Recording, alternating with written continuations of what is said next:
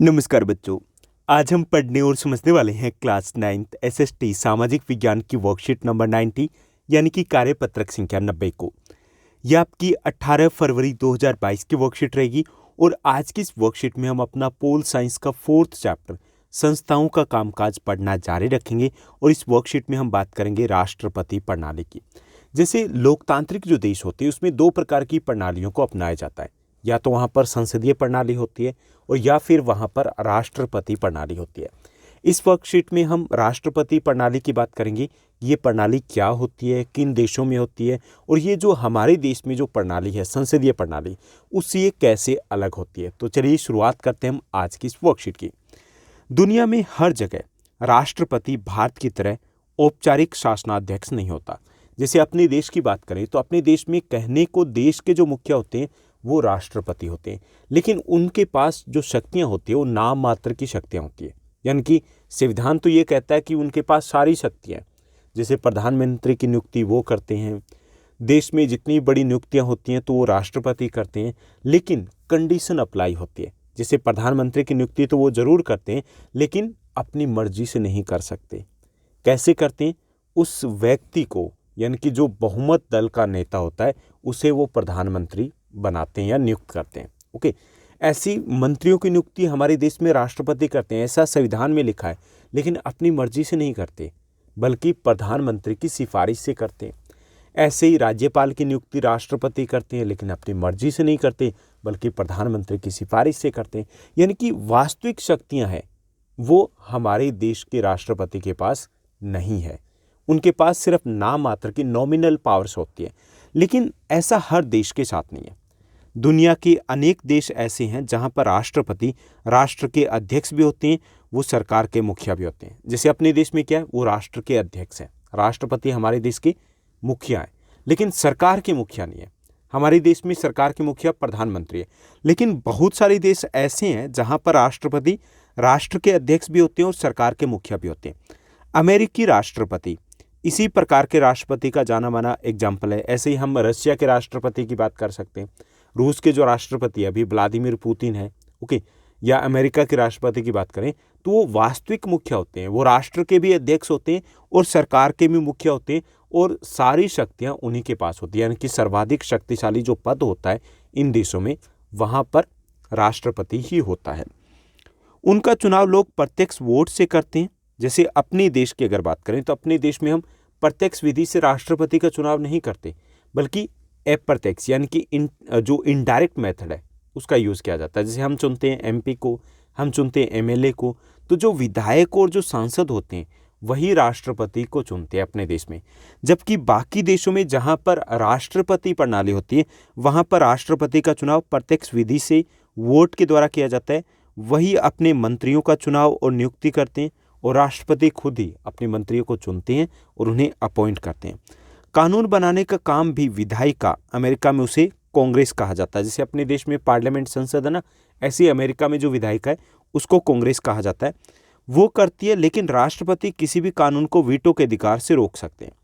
कि इन देशों में, जैसे अमेरिका का एग्जाम्पल यहाँ पर लिए गए कि अमेरिका में भी हमारे देश की तरह ही जो विधायिका है वो कानून बनाने का कार्य करती है, लेकिन राष्ट्रपति के पास ये शक्ति होती है कि वो उसे वीटो कर सकते हैं।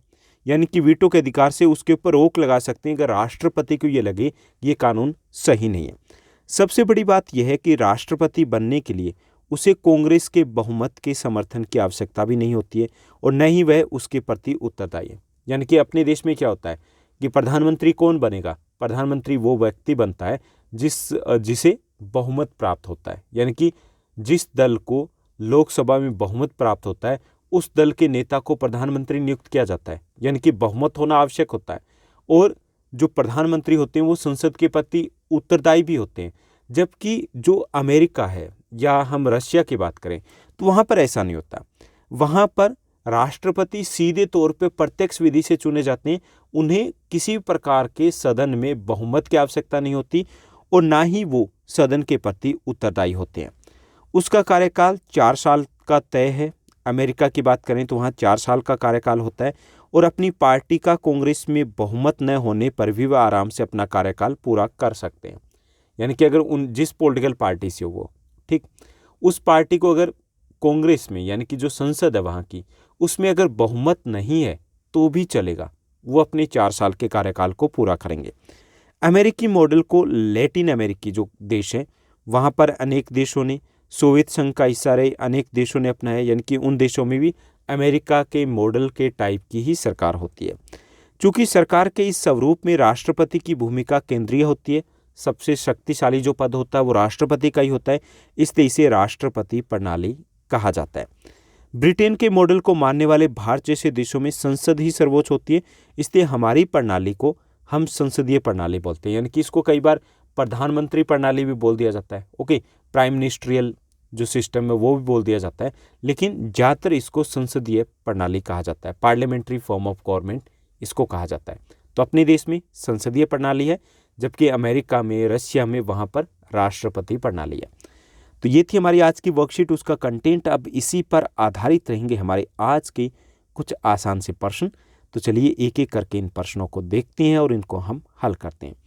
तो यहाँ पर कुल टोटल हमें 5 क्वेश्चन दिए गए। पहला जो हमारा क्वेश्चन रहेगा, किसी एक देश का नाम लिखिए। हमें किसी एक देश का नाम लिखना है जहाँ राष्ट्रपति औपचारिक राष्ट्राध्यक्ष होते हैं, यानी कि वहाँ पर राष्ट्रपति हैं वो देश के राष्ट्र अध्यक्ष भी होते हैं। ओके, तो वो है संयुक्त राज्य अमेरिका। ओके, तो संयुक्त राज्य अमेरिका, आप रशिया का भी एग्जाम्पल दे सकते हो। उसके बाद सेकंड हमारा क्वेश्चन है, अमेरिका में विधायिका को किस नाम से जाना जाता है, ये हमें बताना है।